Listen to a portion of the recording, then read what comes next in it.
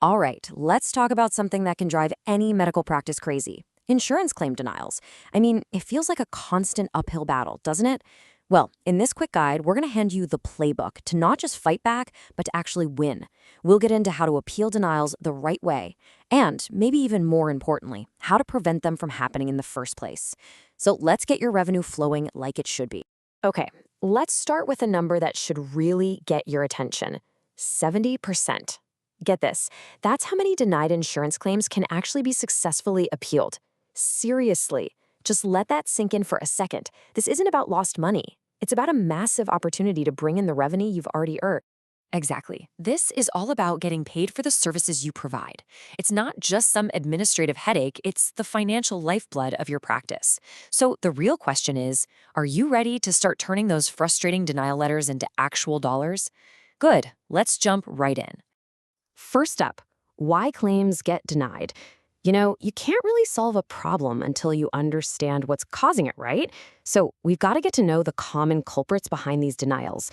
Think of it as plugging the leaks in a boat. Okay, take a look at this list. You see things like incorrect codes, missing prior authorizations, incomplete patient info. What's kind of crazy is that most of this stuff is totally preventable. We're talking about small errors that have huge consequences. A simple coding mistake, or forgetting to get a prior auth, especially something like a TAR for Medi-Cal, it's like showing up to the airport without your ID. It just stops everything cold. The good news? Every single one of these is a chance to fix your process. All right, let's get to the good stuff. Your 7-step appeal playbook. This is your game plan, your step-by-step guide to turning those no's into yeses. This is literally the roadmap to getting the money you're owed. Okay, so the first 4 steps are all about building a rock-solid case. Step 1, you've got to really dig into that denial notice, the EOB. It's like a treasure map. It tells you exactly where to look. Step 2, gather all your evidence. We're talking the original claim, medical records, doctor's notes, proof of authorization. Build your fortress of facts. Now for step 3, here's a great tip.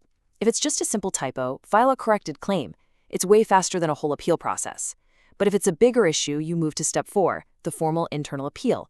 This is where you write a strong letter and attach all that evidence you gathered. But wait, you're not done yet. Sending the appeal is only half the battle. Step 5 is all about follow-up. You have to track everything and be persistent. Don't let them forget about you. If the internal appeal gets rejected, and sometimes it does, you move to step 6, pursue an external review.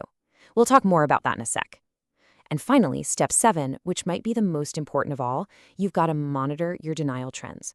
Figure out why they're happening so you can stop the problem at its source. So what is this external review thing anyway? Think of it like bringing in a neutral third-party referee. It's an independent organization that has nothing to do with the insurance company. They look at all the facts of the case and make a final decision. And the best part, that decision is almost always binding. It's a really powerful way to level the playing field. Now, one crucial thing to know is that the process isn't one size fits all. It really depends on the patient's insurance plan.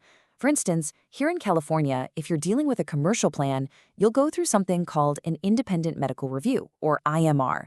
But for Medicare, there's a totally different multi-level process. And Medi-Cal, that has its own system too. The big takeaway here is you've got to know which path to take for which type of insurance. Okay, section 3, from reactive to proactive. Because look, winning appeals is awesome, but you know what's even better?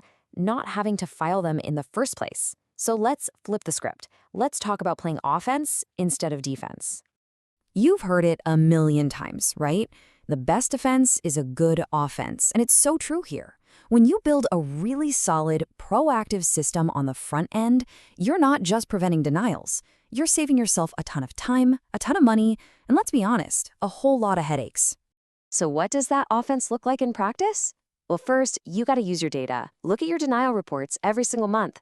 Find the patterns. Is it always the same CPT code, the same insurance company? That's your clue. Then use that info to train your staff. Keep everyone's skills sharp. And this last one is absolutely critical. Verify patient eligibility and benefits upfront, every single time. A few minutes of prevention is worth hours of cure, for sure. All right, let's bring it all home. Recovering your revenue, the final takeaway. This is what it all boils down to. This quote really says it all, doesn't it? There's no magic wand here. The secret sauce is just diligence and consistent follow-through. It's about creating a process and sticking to it. When your whole team commits to this, you're not just chasing down denials anymore, you're building a powerful system to protect your practice's revenue. So I'll just leave you with this one thought to chew on. That pile of denial letters on someone's desk, it's not a pile of failures, it's a pile of opportunities. So what hidden revenue is just sitting there in your practice, waiting for you to find it? So we really hope this guide has armed you with some practical tools to start tackling claim denials.